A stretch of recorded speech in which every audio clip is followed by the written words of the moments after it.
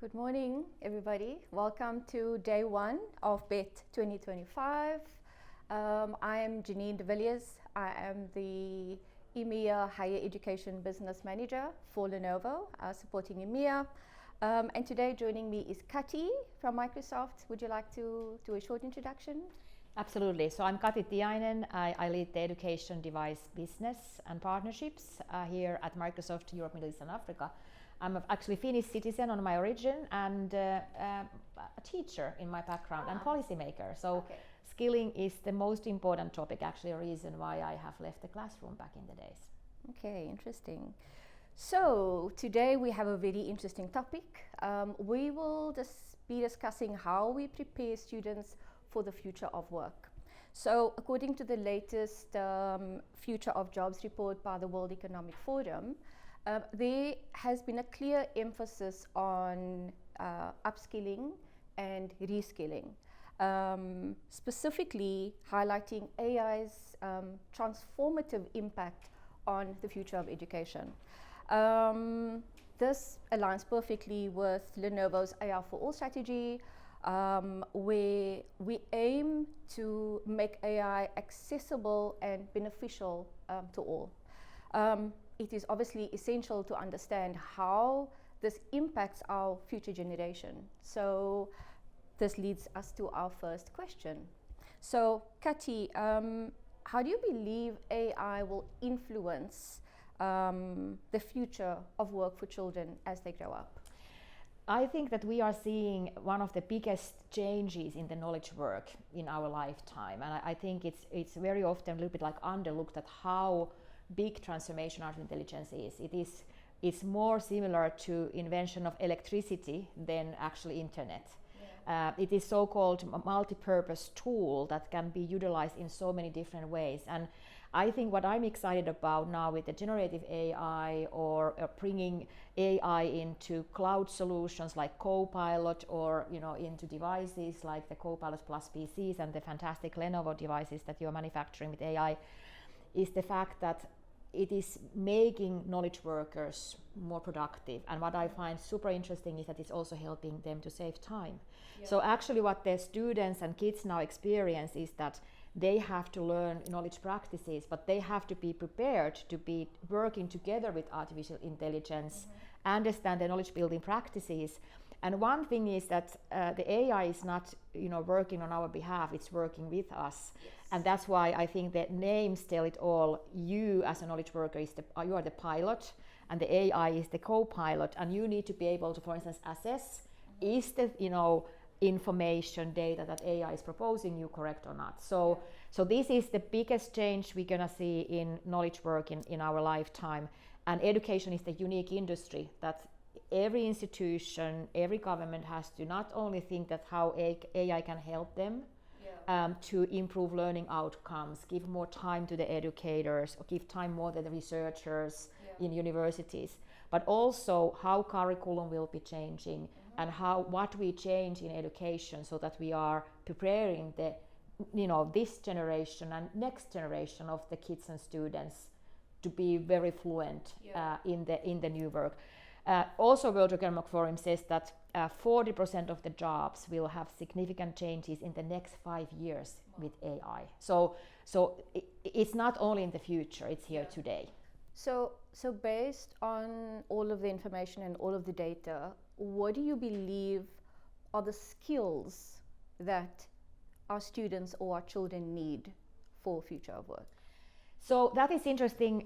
We have done with LinkedIn, several researches, work world index researches with industry leaders and experts. And of course, one thing is that we have to focus the human capacity to the innovation, collaboration, relationships, the routine cognitive, work, etc. And some part of the cognitive work is now can be, automated with AI. But the new superpower seems to be analytical judgment, because when you are working with AI, you are the pilot, the AI is the co-pilot, and you need to be able to assess: are the sources, right, that AI is using? Are the numbers correctly?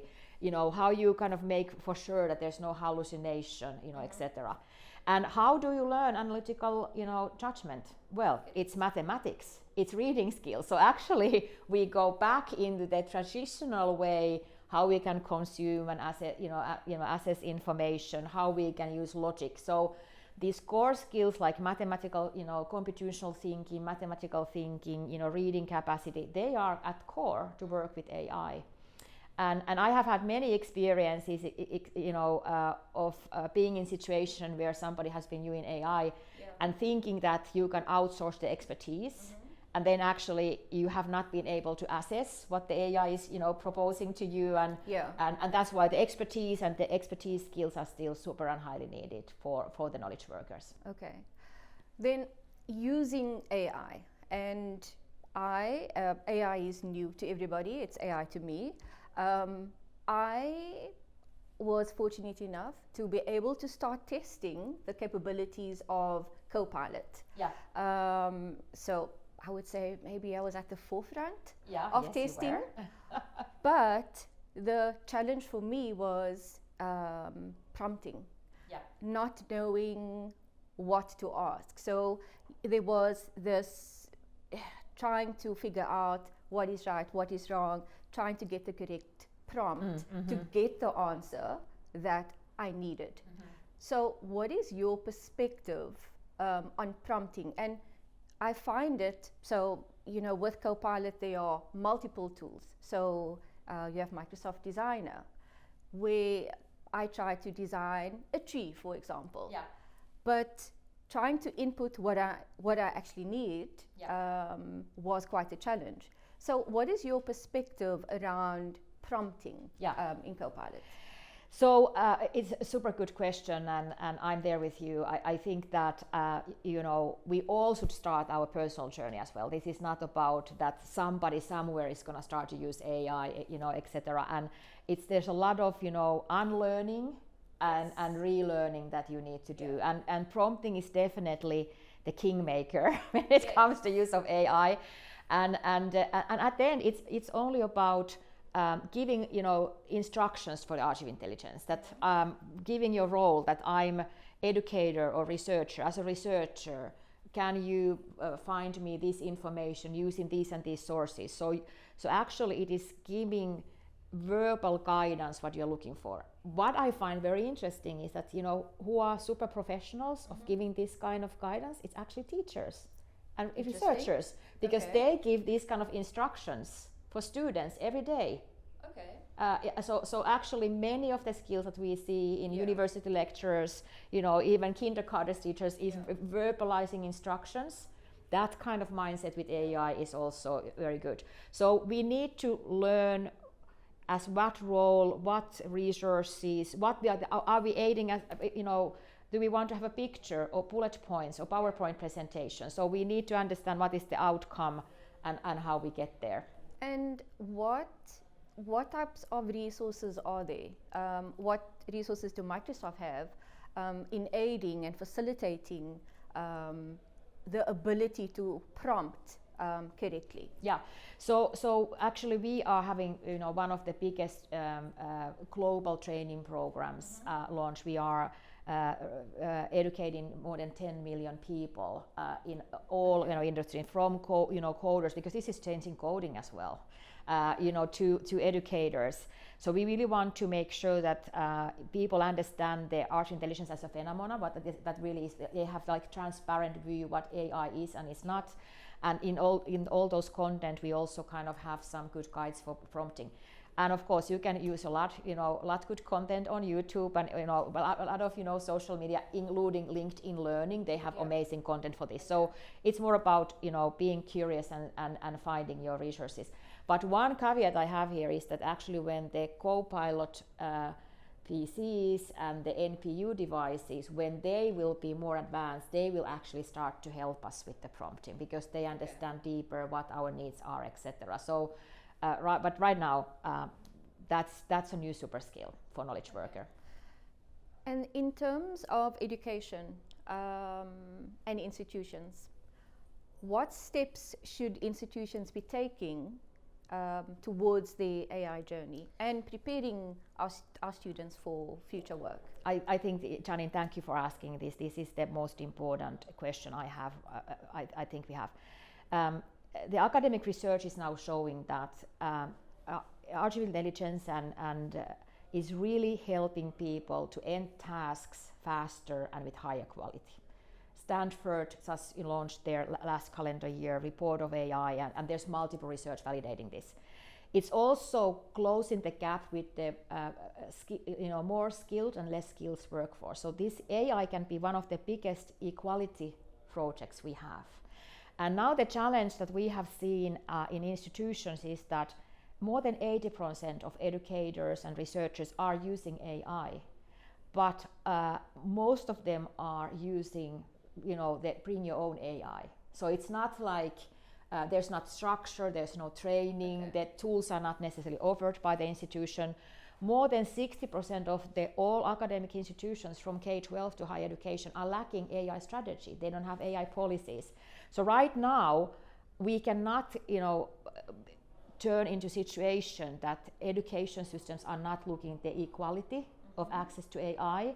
And that's why I think the number one thing that institutions should be doing is to build their own strategy. I know that you have a partnership with Tablet Academy who can, for instance, help. So maybe you could tell about that a little bit. But really, have a strategy, start a journey, make sure that it's not only done as a bring your own AI with those people who are the early adapters. Mm-hmm. We have to make sure that the whole education institution and all the kids can have the benefit of their teacher using AI for learning personalization, etc. But we also have to start with the teachers. It starts with the teacher. It's an adult tool at this point of time. So it's really there to help adult productivity. Of course, we have tools like learning accelerators that are using AI, but the child is experiencing that I'm reading out loud to the computer and I'm getting analysis about my reading fluency. Yeah. And right now we are still assessing that can Copilot and the generative AI tools, can we bring those for the plus 15 or 13 years old? Because we want to make sure that we are doing the right thing. I think we, as a humankind, we didn't exactly know what we were doing with social media. So we have to be really, really careful with this one. And to be honest, teachers have to feel, confident, familiar. They can save so much time of, lesson planning, communication, creativity, etc. So let's start from there and then see what are the, knowledge building practices and how we are changing them in the curricula, that we know how we will start to introduce that for the younger students. But in universities, you can go. You are Copilot ready with all of your students. Yeah. So with the innovation of AI, it is clearly impacting technological developments. So Lenovo, we have our new Copilot Plus PCs. How do you believe that the AI innovation will continue to impact technology? Yeah, that's also something that the most of the AI innovation we have now seen has been in the cloud, and of course device is crucial, and that's why, by the way, we still have to increase access through devices to the AI. Like if the students don't have their personal device, they cannot use any agent to support their learning, etc. So device access is crucial. But I'm really excited about what the NPU devices that you have, these like new processors where AI work functions can be run on the device. You don't have to go to the cloud. We have just launched this project Spark that the NPU. Exciting. Yes, it's so exciting. So their teacher can take any content in PDF or PowerPoint or web-based and ask the Spark to turn that into learning activities or introduction into new learning content. Instead of teacher copy pasting different stuff, etc., it's saving tons of time. Yeah. And then the generative AI is also proposing teachers the personalized feedback for the students, for instance. So I must say that as a previous teacher, this is giving me goosebumps a little bit because I can see the potential. And also this is how teachers can personalize learning experiences for those who need more challenges, or who need to have simplified English or Finnish, instructions, etc. So the time will tell. But overall, I'm a little bit nerd. I love devices. I cannot, the device is me the kind of first layer to any kind of productivity. And yeah, I'm waiting to get my refresh done with the with the next Copilot Plus PC. But I think that the NPUs will change the human-computer interaction.